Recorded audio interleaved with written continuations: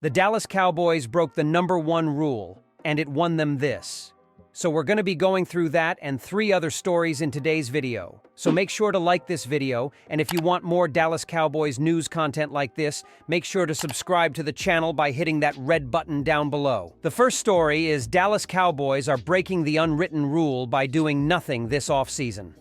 Inside the Star, employees are reportedly harboring a sour feeling about a Dallas Cowboys front office that lacks commitment. Maybe that's why the local newspaper is pushing the idea of the team needing a trade in part to buoy the spirits of those involved, not to mention a huge segment of Cowboys Nation that is either angry or worse, apathetic. A positive message desperately needs to be sent, writes colleague David Moore.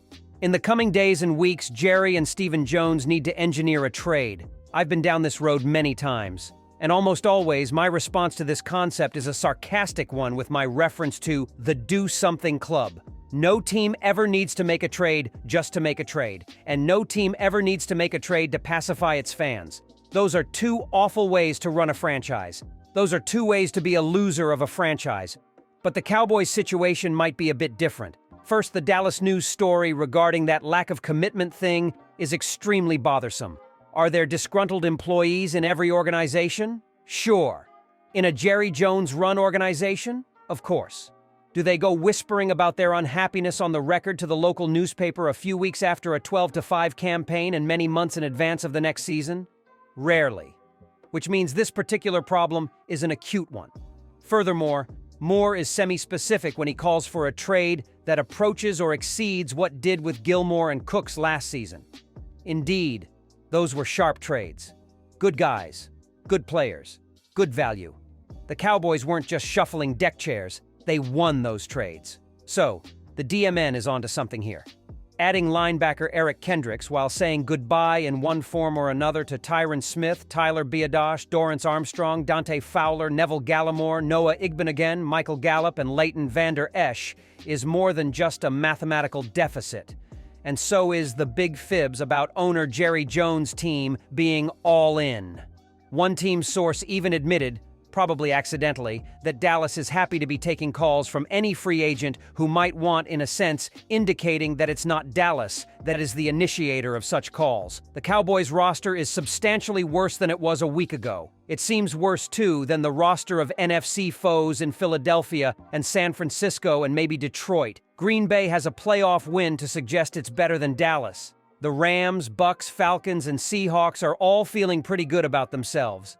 And if new Washington coach Dan Quinn's raid of his old Dallas roster is topped off by the right QB picked with the #2 selection in the upcoming NFL draft, that's a lot of NFC teams who are not feeling a lack of commitment from ownership, said COO Stephen Jones last week while he was promoting a Kid Rock rodeo event on the subject of patience. Even as NFL free agency roars, that's where we think you can be efficient and do good things. I think we have in the past, trades or like did with Kendricks. I'm sure there'll be more players released as move forward. You never know what you might see that you don't see today.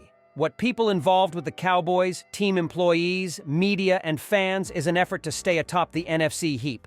In my dealings with folks, the blow-it-up, rebuild concept that I've floated isn't very satisfying, especially because it was just a few weeks ago when Steven proclaimed his roster to be almost Super Bowl worthy. The audience is distrusting of the Joneses and, apparently so, are some of the Joneses' own lieutenants.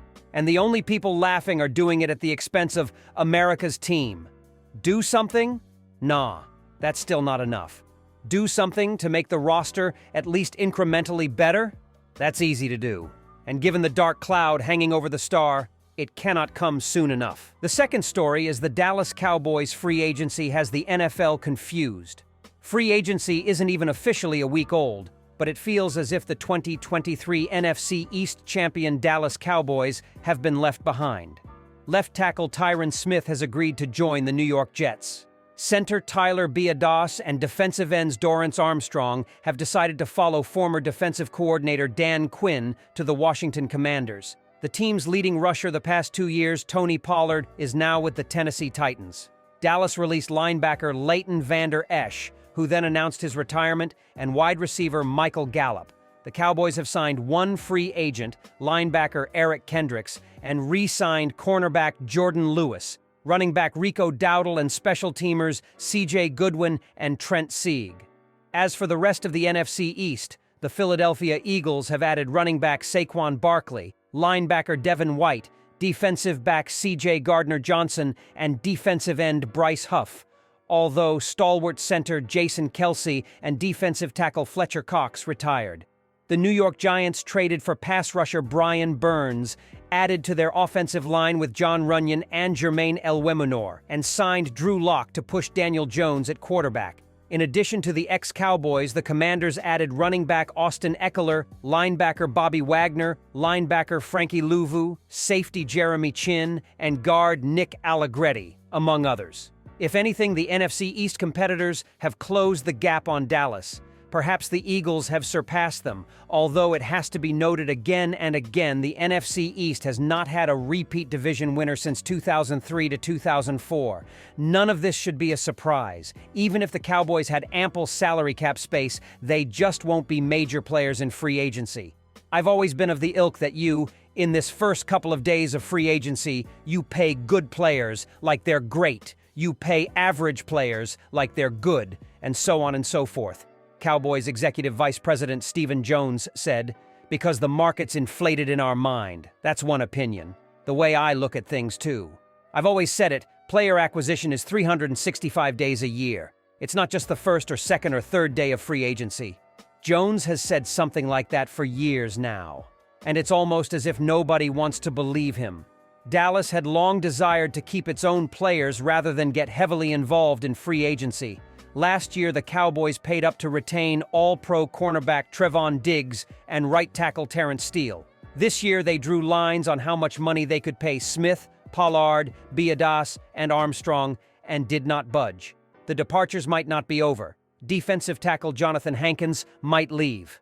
Cornerback Stephon Gilmore, who is recovering from shoulder surgery, could sign elsewhere too. The Cowboys could certainly add cost-effective players in the coming days and weeks, but they are hanging their hat on their ability to draft.